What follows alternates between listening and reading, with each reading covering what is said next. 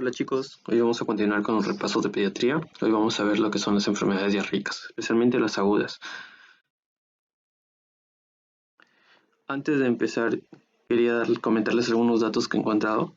Según la OMS y la UNICEF, hay alrededor de 2.000 millones de casos de enfermedades diarreicas a nivel mundial, y de ello, el 80-90% se da en niños menores de 5 años que incluso llegan a morir, y esto se da más en los países en vías de desarrollo.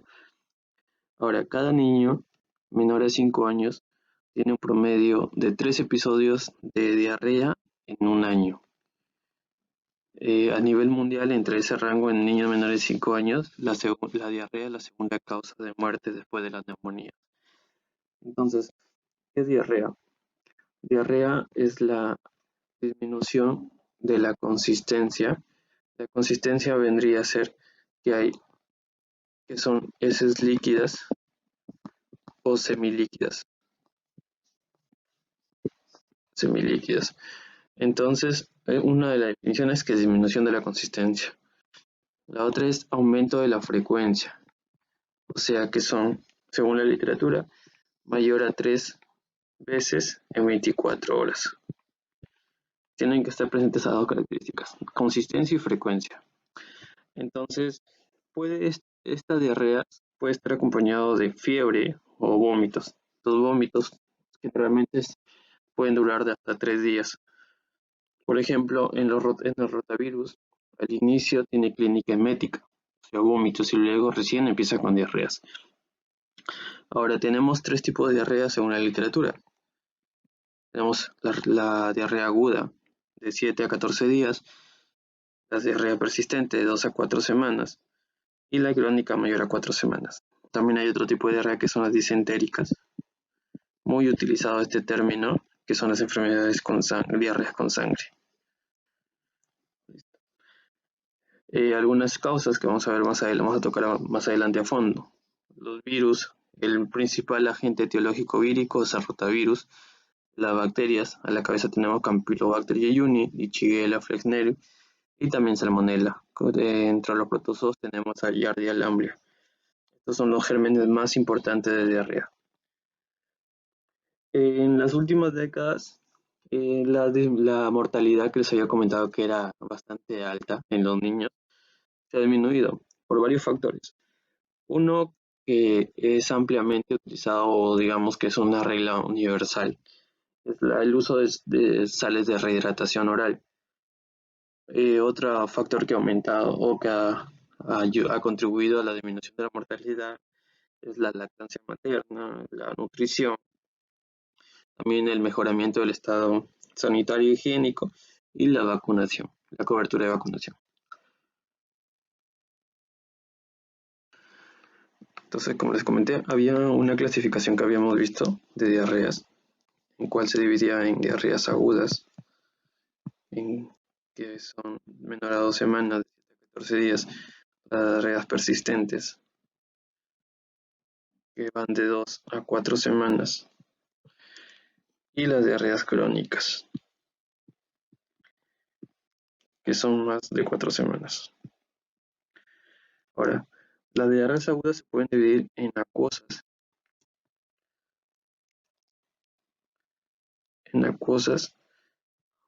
o en disentéricas. Las acuosas son sin sangre y las disentéricas con sangre. A ver, las acuosas podemos dividirla en menores de 2 años,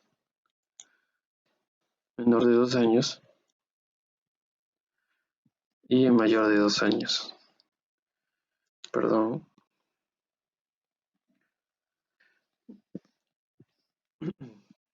Y en mayor de 2 años.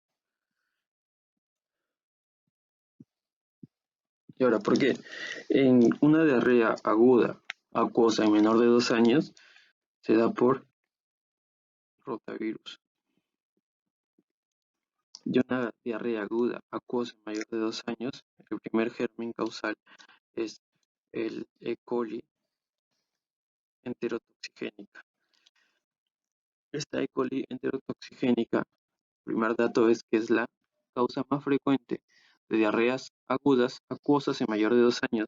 También es la causa más frecuente de diarreas agudas acuosas en los adultos y también es el agente etiológico de la diarrea del viajero.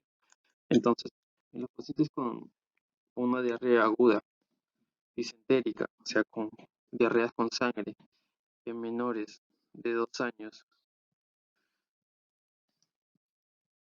hay que pensar siempre en Campylobacter jejuni. Y en mayores de 2 años, en Shigella flexneru.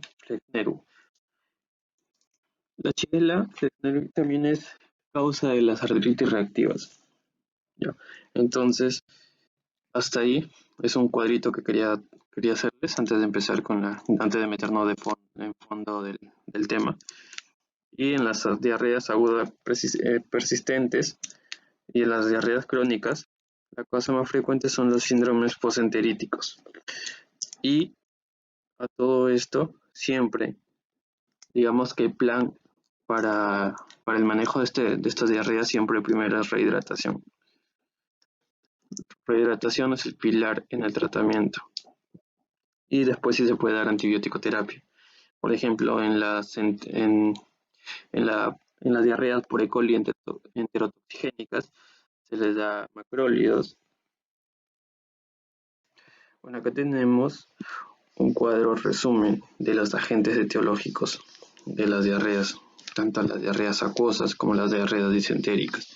En los niños menores de 5 años, como les comenté, rotavirus, también se ha visto que norovirus también es una causa frecuente de diarreas, pero acá en Perú, después de rotavirus, siguen los adenovirus entéricos.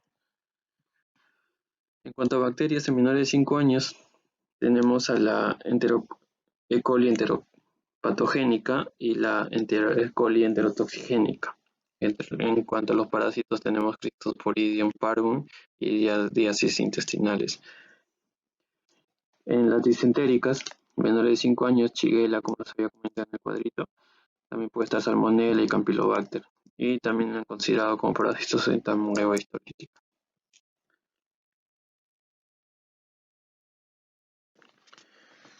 Esta es otra clasificación de la diarrea. Tenemos la clasificación que es acuosa o disentérica, con sangre. En las acuosas tenemos las diarreas secretoras y las diarreas osmóticas. Ahora, este es según el tipo de trastorno fisiopatológico. ¿Cómo diferenciamos una diarrea osmótica de una secretora?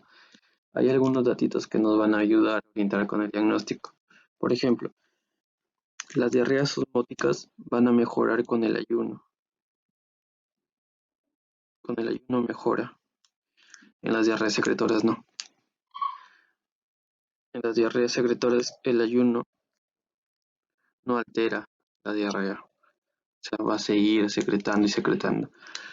Ahora, otro dato es que en la secretora, por ser secretora, el sodio fecal va a estar aumentado el sodio fecal. En la osmótica puede estar incluso hasta disminuido o normal. Ahora, ¿qué lo diferencia, no? En la osmótica se caracteriza porque en la diarrea osmótica, en el lumen intestinal, va a haber unos solutos que no se van a absorber, no absorbibles.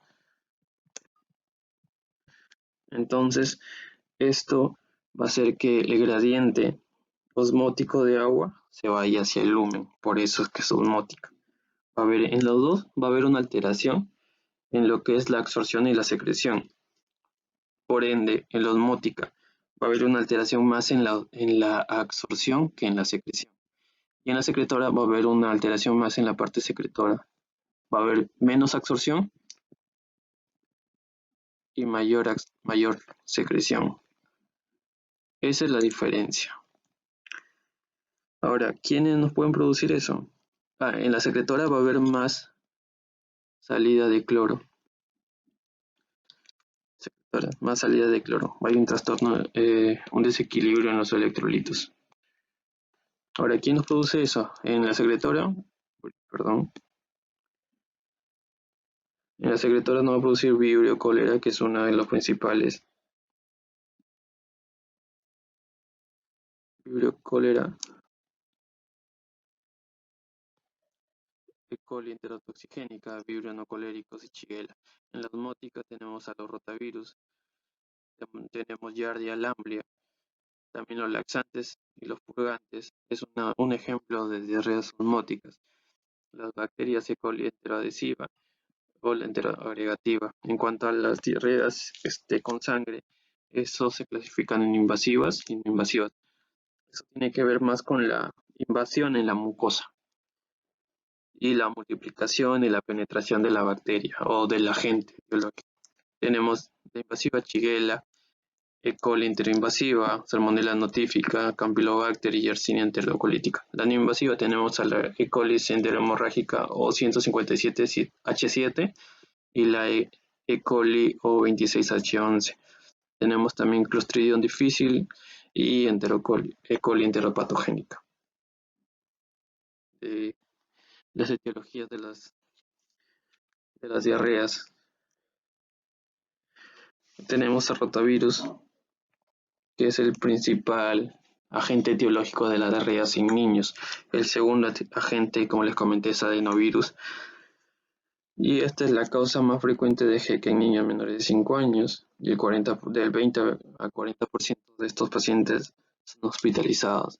Porque estos hay que recordar que vienen primero con clínica emética y luego recién hacen diarreas. Entonces, por eso es que se hospitalizan.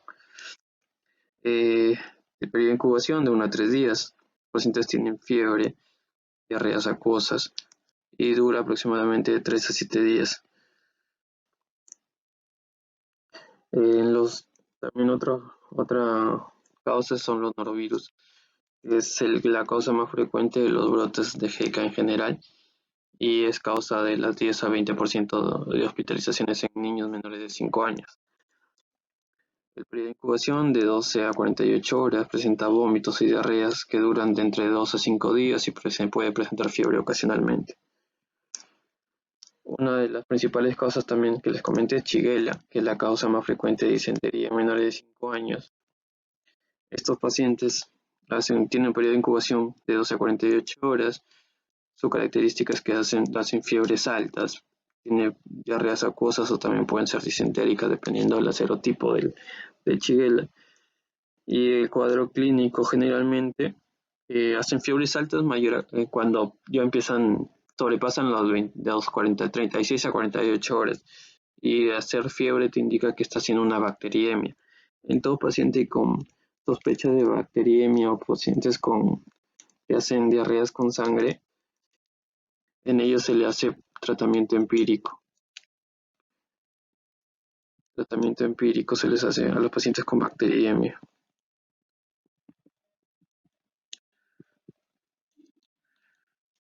Los pacientes con diarrea con sangre. Tratamiento empírico. ¿Qué evitamos con eso? La progresión de la bacteriemia. Entonces continuamos. Otra característica etiológica de las bacterias es Campylobacter spp, especialmente es el Campylobacter jejuni. Es el más frecuente. Luego le sigue el Campylobacter coli. Esta es una zoonosis más frecuente en países desarrollados. Siempre tiene que haber nos tienen que dar el dato de que hay un contacto epidemiológico con aves o palomas. Generalmente dura entre 1 a 7 días su periodo de incubación. Se caracteriza por una diarrea acuosa o disentérica. Puede haber compromiso sistémico y tiene un dolor abdominal intenso. Y se asocia a lo que es la neuropatía de Guillain-Barré. Tenemos también salmonella. Eh, que es una zoonosis que causa brote. Salmonella enteritidis es la más frecuente. Tiene este agente infeccioso tiene la característica que tiene alta frecuencia de resistencia a los antibióticos. Generalmente su periodo de incubación es de 6 a 72 horas o 16 a 72 horas. Se caracteriza por un cuadro agudo, fiebre, vómito, dolor abdominal. Ahí generalmente se da en los pacientes inmunosuprimidos. Tenemos también Cryptosporidium parvum. que es una zoonosis que se da también en inmunosuprimidos. Su preincubación de 3 a 12 días. Hay un cuadro agudo, fiebre, dolor abdominal, y es característica sus diarreas prolongadas, de 7 a 10 días, incluso puede llegar hasta un mes. Otra, otra causa es la giardia, que también es una zoonosis. Su forma infectante es el quiste. Su preincubación de 1 a 4 semanas. El paciente tiene dolor epigástrico, hay flatulencias, hay diarrea acuosa prolongada, fétidas. Se caracteriza por esteatorrea, disminución de peso. La esteatorrea generalmente se da porque la giardia lamblia es una de las principales causas del síndrome de mala absorción.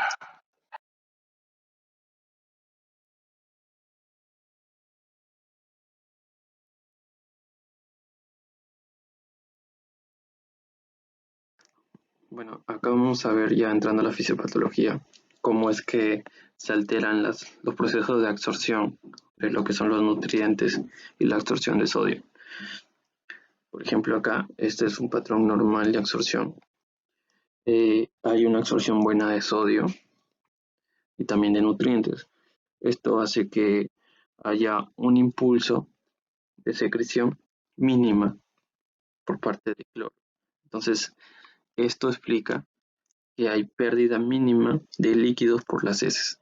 Eso es lo normal. Ahora, acá tenemos una pérdida de absorción de nutrientes o presencia de solutos no absorbibles. Entonces, este es un tipo de diarrea osmótica. Este es osmótica, diarrea osmótica. ¿Esto cómo funciona? Como hay un nutriente o hay una sustancia no absorbible, entonces esto digamos que va a evitar la absorción de líquidos.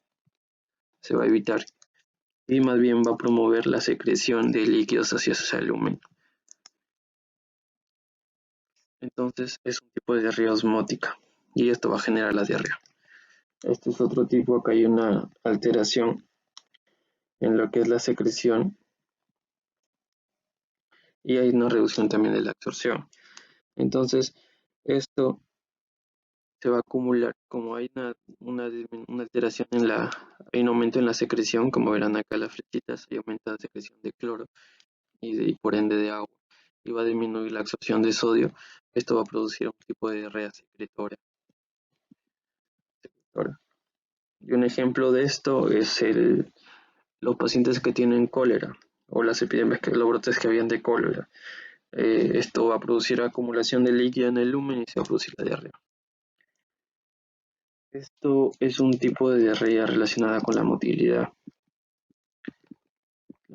Ahora, ¿esto qué hace? Que hay aumento en la motilidad. Esto produce disminución en el tiempo de absorción de electrolitos y nutrientes y va a actuar como una osmótica. Entonces no se absorbe, por ende se va a disminuir la absorción y va a empezar la diarrea. Como no se digiere bien el nutriente, entonces empieza a bloquearse la absorción y empieza a secreción de líquido hacia el lumen y como resultado te da diarrea. Bueno, y este es un ejemplo de los diferentes mecanismos de cómo actúan los agentes etiológicos en los enterocitos. Por ejemplo, acá tenemos el ejemplo de la toxina Chiga.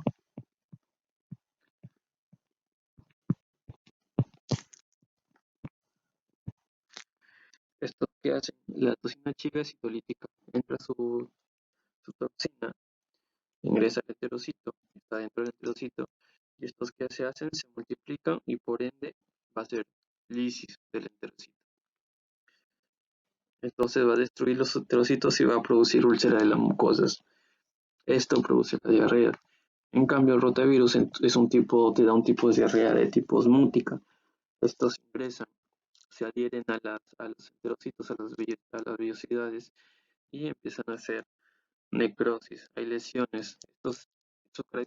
Este es un virus. Su característica de los virus es que hacen lesiones parchadas. Entonces ingresan los enterocitos, destruyen los enterocitos y hay una migración por cubrir la parte de la lesión por ya no enterocitos que puedan absorber y secretar, sino ahora enterocitos secretores. Como dicen acá, migración de los enterocitos de la cripta. Entonces, estos que van a generar disminución de la absorción. Por lo tanto, van a producir un tipo de diarrea osmótica.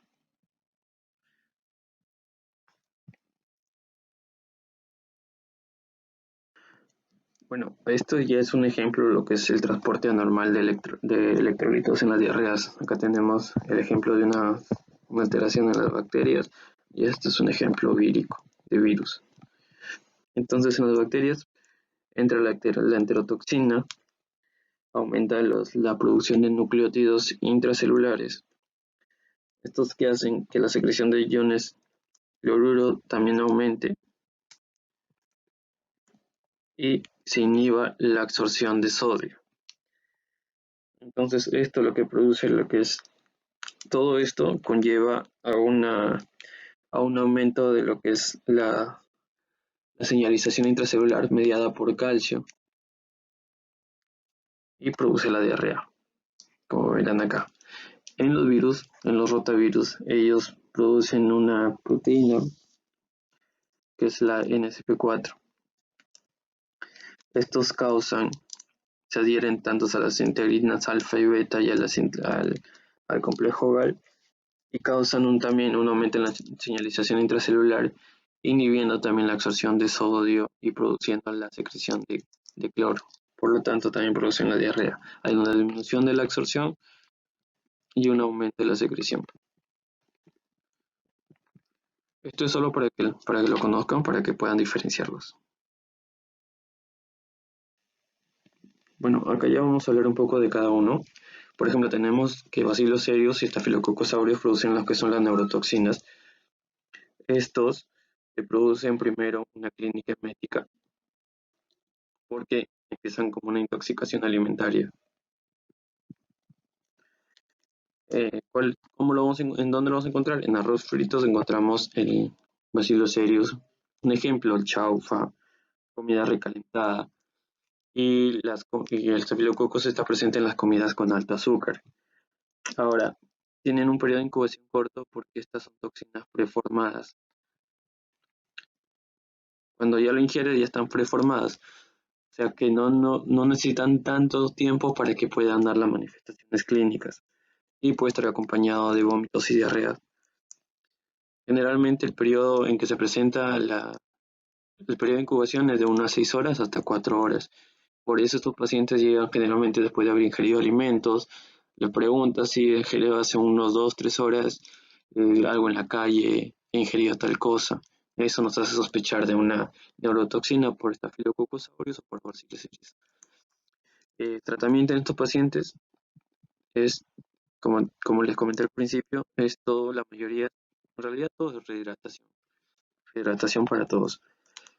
Tenemos también otros ejemplos como son las enterotoxinas. Tenemos Vibrio cholera, que es el principal. También tenemos Clostridium perfringens, Bacillus, también está por acá, y E. coli enterotoxigénica. Vamos a hablar un poco de Vibrio, que te da la enfermedad de cólera, que es la ingesta que se da por fecalismo, que es la ingesta de alimentos contaminados con heces.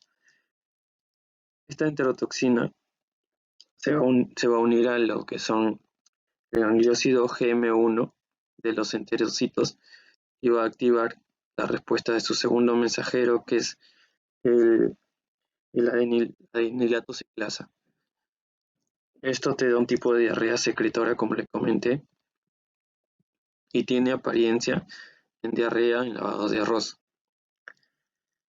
Generalmente estos pacientes que se infectan con este patógeno pueden llegar a shock en 24 horas. ¿Cuáles son los serotipos patógenos del cólera? El O1 y el O139. El O2 hasta 138 son no patógenos. Estos son los patógenos. Son preguntas de exámenes, chicos. Entonces, ¿cuál es su tratamiento? Hidratación. Como les comenté, en todo va a ser hidratación. Acá sí se le puede dar antibióticos. Se le puede dar doxy o tetraciclina. El de elección siempre es doxiciclina, por si acaso. Con respecto a las bacterias que te producen citotoxinas, tenemos Shigella disentería, E. coli enteromorrágica, Clostridium difficile y Vibrio parhemolyticus. Los dos primeros nos producen lo que es el síndrome hemolítico urémico, que es el CHU. Ahora, el Clostridium difficile se produce una diarrea, es el agente causal más frecuente en las diarreas intrahospitalarias. Estos pacientes se dan porque usan antibióticos. ¿Cuáles son los antibióticos más frecuentes relacionados? El más frecuente por su uso es ceftriaxona y el más riesgoso es clindamicina. Podría ser clinda el más frecuente, pero se usa más ceftriaxona en el ámbito hospitalario. Solo por eso se dice que es más frecuente, porque en realidad es más característico de clindamicina porque es más riesgoso.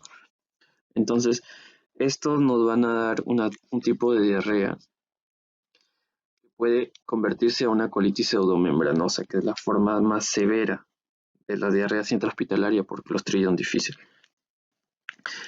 Vamos a encontrar toxinas en heces. Va a tener toxina A y B. ¿Cuál sería el manejo en estos pacientes? Suspender el antibiótico que se está utilizando y se puede cambiar a metronidazol en fases leves o moderadas. Si es severa, se recomienda usar vancomicina y por vía oral. Entonces, también se puede hacer en estos pacientes toxina en heces, como es el examen. También se puede, la literatura manda que se puede hacer colonoscopia, pero esto puede aumentar el riesgo de la perforación, entonces no se recomienda tanto. Otros tipos de bacterias son las enteroinvasivas. Tenemos a la cabeza Campylobacter jejuni, Shigella spp, Salmonella notifi y la E. coli enteroinvasiva. La Campylobacter jejuni nos tienen que dar el contacto, nos tienen que decir que ha tenido contactos con aves o palomas. Estos nos producen diarreas acuosas, nos da un tipo de diarrea disentérica menor a 2 años, algunas literaturas incluso dicen menores a 1 año, en los niños menores a 1 año o 2 años. El tratamiento siempre va a ser hidratación, siempre, hidratación, siempre. Estos pacientes se les puede dar también se puede asociar a macrólidos, por ejemplo, acitromicina, que es el más usado, y está relacionado con el síndrome de Guillain-Barré, que es una neuropatía periférica. Tenemos también las fiebres entéricas. Estos pacientes generalmente son por Yersinia enterocolítica y Salmonella typhi paratyphi. Estos pacientes se les dicen fiebres entéricas porque hacen poca diarrea, pero hacen más fiebre y tienen más riesgo de hacer bacteriemia por la fiebre.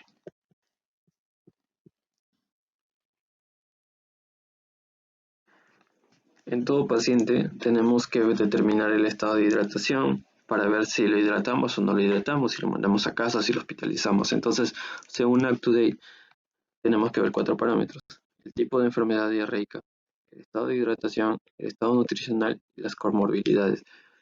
Ahora, ¿cómo determinamos la deshidratación? Sin pregunta de examen. Lo vamos a determinar con examen físico y con la anamnesis. Ojo, no se olviden de esto, porque si ha venido en un examen. Ahora, según la OMS, hay parámetros. No son los únicos, hay más. Entonces, ¿qué tenemos que ver? Por ejemplo, la OMS lo clasifica en pacientes sin deshidratación, y los pacientes con deshidratación, pacientes leve moderado y los pacientes severos. Para ello tenemos que ver, uno de los parámetros es el peso. En los pacientes sin deshidratación bajan menos del 5%, con deshidratación del 5 a 10% y con deshidratación severa mayor al 10%. ¿Cómo está el paciente? ¿Cómo lo vemos? En los pacientes sin deshidratación está despierto, En los pacientes con deshidratación leve moderada está irritable y en los pacientes con deshidratación severa está dormido o está inconsciente. ¿Cómo están sus ojos? En los pacientes sin deshidratación va a estar normal. En los pacientes leve moderado va a estar hundidos. En los pacientes con deshidratación severa van a estar muy hundidos. ¿Cómo está la C? Sin deshidratación va a estar normal. En los pacientes con deshidratación leve moderada le van a tomar todo lo que tú le des. La C va a estar aumentada. Y en la deshidratación severa el paciente no va a tomar nada porque está letárgico. ¿Cómo está el pliegue cutáneo? Está normal, regresa rápidamente. En los pacientes sin deshidratación regresa rápidamente. Con deshidratación leve moderada, lentamente. Y severa, muy lento.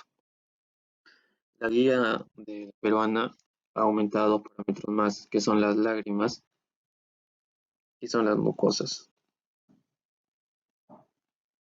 ¿Cómo están las lágrimas en los pacientes sin deshidratación? Están normales. ¿Cómo están los pacientes con deshidratación leve moderada? Están disminuidas y los pacientes con deshidratación severa no hay, están ausentes. ¿Cómo están las mucosas? En las pacientes sin deshidratación van a estar hidratadas, irónicamente. En los pacientes con deshidratación leve moderada van a estar secas. En los pacientes con deshidratación severa van a estar muy secas. Entonces, caracterizando cada tipo de deshidratación de niño podemos ver un tratamiento. Por ejemplo, a los pacientes sin deshidratación les damos el, el plan A, que lo vamos a ver de acá. Con deshidratación leve o moderada, el plan B. Y con deshidratación severa, el plan C. Así lo vamos a aprender. Ahora, ¿cómo catalogamos a los pacientes? ¿Cuántos criterios tienen que haber como mínimo para saber que un paciente está en el plan A, plan B o plan C? Tienen que haber 2 o más criterios. Y encontramos todo aumentado o digamos que lo más severo en la severa y por eso a ellos tenemos que darle el plan C. Ahora, en cuanto a los exámenes auxiliares, la literatura dice que no es necesario, porque es un proceso agudo y autolimitado. Pero si hay gravedad sí se pueden pedir. Se recomienda pedir reacción inflamatoria en heces. Si es positivo, que son más de 20 leucocitos, mayor o igual a 20 leucocitos por campo, se puede administrar antibiótico terapia. Y las disentéricas no es necesario dar antibiótico terapias. También se puede hacer cultivo para ver el agente etiológico. Si sospecha de un rotavirus, se puede pedir rotavirus en heces. También es un examen. También se puede pedir lactoferrina fecal. También se puede pedir un examen parasitológico, PCR y electrolitos. No es necesario, pero también te pueden ayudar. Ahora, ¿cómo nos podemos orientar clínicamente a un diagnóstico vírico de un bacteriano? Por ejemplo, los virus te dan diarreas más líquidas o semilíquidas y los bacterianos generalmente te dan diarreas con moco, hay pujo. Entonces, en cuanto a eso, también se me olvidó comentarles o mencionarles que un hemograma y un PCR se puede pedir en pacientes deshidratados que se van a hospitalizar para ver el riesgo a bacteriemia. Pacientes con síndrome febril o pacientes con mal estado general es recomendable pedir, decía ellos, un hemograma y un PCR. En algunos casos también se sigue utilizando el BCG, pero si es que es PCR es el más preferible. En cuanto al tratamiento, como les comenté, generalmente es autolimitado. Las infecciones, por eso más es hidratación, para todo es hidratación. Se les pueden dar a ellos lo que son las sales de rehidratación oral. Una pregunta de examen vino, ¿qué tipo de sales de rehidratación son? Para que no se olviden, son hiposmolares. Porque si le das una hiperosmolar, va a empeorar el cuadro. ¿Qué recomienda la OMS? Que sean de 45 a 60 miliequivalentes por litro. ¿Qué hay en Perú? ¿Cuál es la cantidad de Perú? 75. 75 miliequivalentes por litro es lo que contiene la osmolaridad de las sales de rehidratación oral peruanas.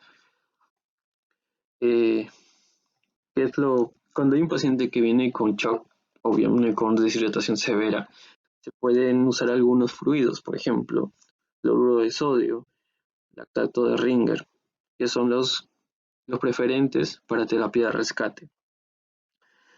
¿Por qué se usan para terapia de rescate? Porque no tienen glucosa y también porque, o sea, ayudan a aumentar la depresión del volumen que estos pacientes con muy deshidratados presentan. Después se le puede cambiar a solución polielectrolítica o soluciones con destrozadas. Las soluciones polielectrolíticas es más recomendable ya que también contienen glucosa, darlos en pacientes leve moderados. Bien, ahora el plan A, que son para los pacientes sin deshidratación. En estos pacientes es lo recomendable reposición de pérdidas. Eh, han venido preguntas de exámenes que cuál es la dosis que le damos por cada vómito. Según la guía es de 2 a 5 cc por kilo por cada vómito, es lo que tenemos que reponer. Y si hay diarreas, podemos darle 10 cc por kilo por cada diarrea. No se debe suspender la lactancia. No se debe suspender la lactancia en plana. Y se debe restablecer la dieta y probando de 2 a 4 horas.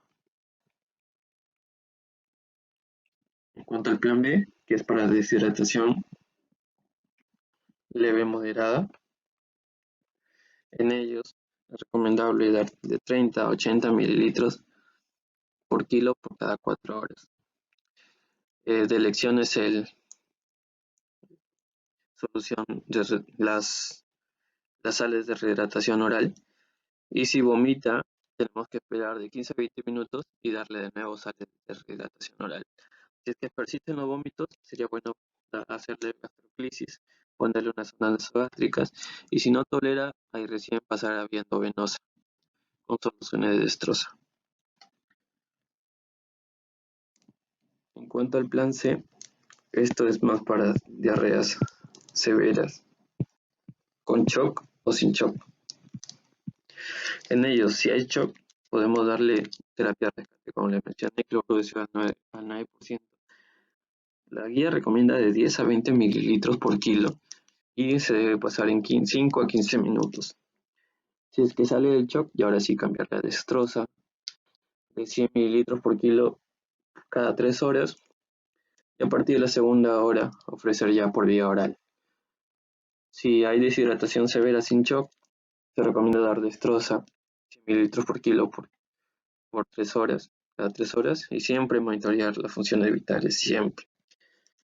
Existen otros tratamientos como ondansetron, que también se puede dar, ondansetron, que es un antiemético, un inhibidor de la serotonina, especialmente los receptores 5-HT, y bloqueamos los vómitos. También se le puede dar los probióticos y prebióticos. Hay uno que es racecodatrilo, que es un antidiarreico, que es un inhibidor de las encefalinasas a nivel intestinal. Y lo que sí recomienda la guía es el zinc, la administración de zinc. La guía recomienda que deben ser en los pacientes mayores a 6 meses y se les debe dar 20 miligramos por día. No se recomienda dar en pacientes de 6 meses, pero si es que les dan, su dosis es 10 miligramos por día. Bueno, y si no quieren aprendérselo de la anterior forma, acá tengo otra forma. Tenemos para ello que hacer estas preguntas que ven a la parte izquierda. Por ejemplo, ¿dónde? El plan A, ¿dónde lo hacemos? En casa. El plan B puede ser en consultorio o puede ser en la emergencia. Y el plan C, hospitalización. ¿Por dónde lo hacemos el plan A? Por vía oral. El plan B puede ser por vía oral o también por gastroclisis. Y el plan C, vamos a hacerlo por vía endovenosa. ¿Con qué lo hacemos el plan B? Plan A, perdón. El plan A lo vamos a hacer con líquidos caseros. Si es menor de 6 meses, le vamos a dar leche materna. En ellos también se les puede dar sale de rehidratación oral, pero está recomendado más en el plan B. Acá en el plan A puede ser cualquier líquido casero, no hay problema. En el plan C, líquidos endovenosos. Los mejores líquidos endovenosos para una deshidratación severa son la solución polielectrolítica o el lactato de Ringer. Y como estamos en Perú y no hay presupuesto, cloruro de sodio es 9%. Un datito que les quiero comentar es que para cólera, el tratamiento de elección endovenoso o líquido endovenoso de elección es la solución polielectrolítica. Ahora, ¿con cuánto? En el A depende del gusto del cliente, depende del niño. Depende en realidad. Como es un paciente sin deshidratación, depende de él. En el plan B sí, de 50 a 100 cc por kilo, 4 horas. Y el plan C va a ser 100 cc por kilo entre 3 a 6 horas. Esto va a depender de la edad del niño. En menores de un año se les dan 6 horas, en mayores de un año en 3 horas. Ahora, de la dosis que calcules, en los menores de un año se les da el 30% en la primera hora y en las 5 horas restantes se les da el 70%. En total hacen un 100%. Y en los mayores de un año se les da en media hora el 30% de la dosis calculada y en las 2 horas y media siguientes el 70%. En total hacen 3 horas y hacen el 100%. Ahora, en deshidratación severa, no se olviden que tenemos que ver si el paciente tiene shock o no tiene shock. Si el paciente tiene shock, tenemos que darle bolos. Bolos de cloruro de sodio. ¿Cuánta es la dosis? De 10 a 20 cc por kilo por bolo. Y se le puede dar de 2 a 3 bolos. Entonces, en estos pacientes tenemos que ver eso. Máximo 3 bolos. Generalmente responden al primero o el segundo bolo. Si es que no responden después de los 3 bolos, hay que pensar en otro tipo de shock. Puede ser un shock distributivo de tipo séptico que nos impida rescatar al paciente. Bueno chicos, eso sería todo. Gracias por la acogida. Disculpen las fallas técnicas que han visto. Como les dijo la doctora Panta, es la primera vez que hacemos esto, que lo hacemos nosotros mismos. Y la verdad ha sido bastante satisfactorio, pero esperamos haberles contribuido un poco en el conocimiento que tenemos. Y gracias por todo. Cualquier cosa, nos hablan por las cuentas de Instagram. No se olviden de hacer match, de etiquetarnos. De esa manera nos apoyan. Gracias por todo, chicos.